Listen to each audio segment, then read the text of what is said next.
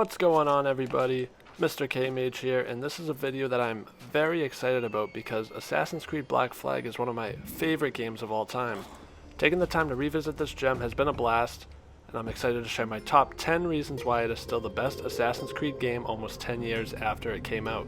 If you enjoyed this video and all of my other Assassin's Creed content, please subscribe to the channel as it would help me out a lot. So here we go, 10 reasons why Assassin's Creed Black Flag is still the best in the series. Let's hunt, lads. Starting off the countdown at number 10 is going to be harpooning. It doesn't get much cooler than when the cutscene of Edward on the skiff without a shirt on plays after electing to try and catch a whale. In Black Flag, you can harpoon 6 different animals for different resources that can be used for crafting. Upgrades for harpoon damage and ammunition can make it easier to kill animals, which can translate to more resources. There is a certain touch that is required to mastering the aim of the harpoon, and it is well worth it to see your crew raising up the animal to the ship. The present day missions in Black Flag suck. I mean, right when the story is getting interested, it's time to go walk around Abstergo with an iPad that can connect to an elevator. Or even better, time to go solve some puzzles on your coworker's computer. Finally! The first person aspect of it was weird, and easily the worst part of the game that everyone has to sit through in order to get back to plunder and pillage. Finishing up these and seeing Edward back in the Animus is quite the sigh of relief. The bush stealth in Black Flag plays a big role in the entire stealth aspect of the game. There are plenty of bushes on islands and in towns where Edward can sneak around ready to attack his next enemy. I like how he will automatically hide in the bush when walking into it, and it is fairly easy to move around when hidden. Templars are usually positioned near bushes with their backs facing towards Edward for easy assassinations. I think that the eagle vision in this game was really well done. I put it on this list as well as bush stealth because I think the two go really hand in hand together and make the overall stealth experience in this game great. I would have to say that I used eagle vision in this game more than any other Assassin's Creed game because of how user-friendly it is. When toggled, it is still easy to see through the eagle vision, and the camera can be moved to ping enemies. When toggled again, the enemy will stay lit up even through buildings, which makes it great for tailing missions. And as always, the objective will be pinged in gold so that way you always know where the target is. Up next is combat. For me, the combat in this game has always made sense. Playing games that have released both before and after this, Black Flag seems to have the perfect balance of simplicity while still requiring skill, timing, and strategy. In Assassin's Creed 2, you can really get away with just spamming the attack button. And in Assassin's Creed Valhalla, special attacks and bows allow for many different ways to kill enemies, sometimes too many. It's also easy to fall into a habit of what is easiest.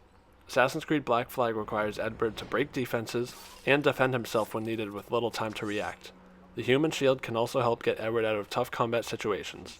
I would love to see Assassin's Creed go back to 4-button combat in the future, as I believe that this is the best that the series has seen. The map featured in Assassin's Creed Black Flag is a big one and a great one. Sailing to different locations during the golden age of piracy at high seas just makes perfect sense for the game. The overall map features areas with different difficulties, forts, and enemy ships. Locations in the game are beautifully detailed, featuring many different activities for Edward to embark on. One of the coolest parts of the game to me is meeting Blackbeard and Edward Kenway's other pirate friends. The idea of pirates has always been so cool to me as a kid, and the one pirate that almost everyone has heard of is Blackbeard. To see him incorporated into this game as one of Edward's friends was extremely cool. His presence is felt in all missions and cutscenes, and Ubisoft does a good job of showcasing his emotions. Other notable pirates in this game include Stede Bonnet, Mary Read, Benjamin Hornigold, and Charles Vane. In the beginning of the game, the hub for all the pirates is in Nassau. This is where they plot on different ways to get their hands on some more gold, the biggest motive in the game. Starting off the top 3, Edward's ship, the Jackdaw, is one of the best things about the game. This is what gives players a sense of customization. Ubisoft really knew what they were doing here by giving us our own ship to use at sea.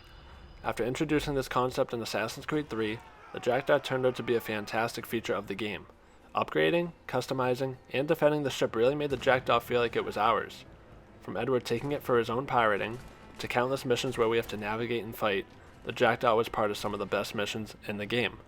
And I'm also going to include the Jackdaw crew in this because what would a ship be without them? Adewale is a fantastic quartermaster, and the relationship that he has with Edward makes their travels that much more enjoyable.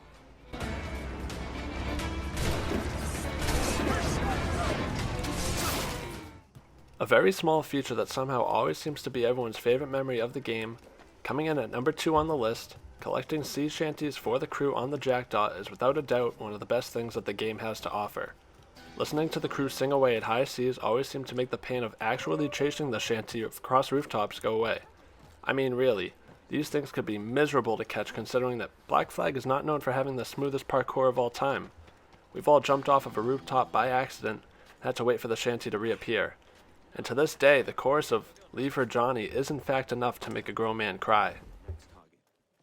Edward Kenway is arguably one of the best assassins in the entire series. It is no wonder why he is the number one reason on why Black Flag is as good as it is. The irony to this is that he did not become an actual assassin until towards the end of the game. His character development from a greedy pirate to a settled down family man is amazing to watch, and all the experiences along the way are well worth it. Edward realized that his life at sea is not worth the cost of family. His entire journey is easy to follow, from his meeting with Governor Torres, all the way to his final sail back to England with his daughter. Captain Kenway just seems to be the glue that holds the entire game together. Thank you all so much for watching this video. If you enjoyed it, again, please be sure to subscribe to the channel, and always feel free to drop any feedback or suggestions in the comments. See you in the next one.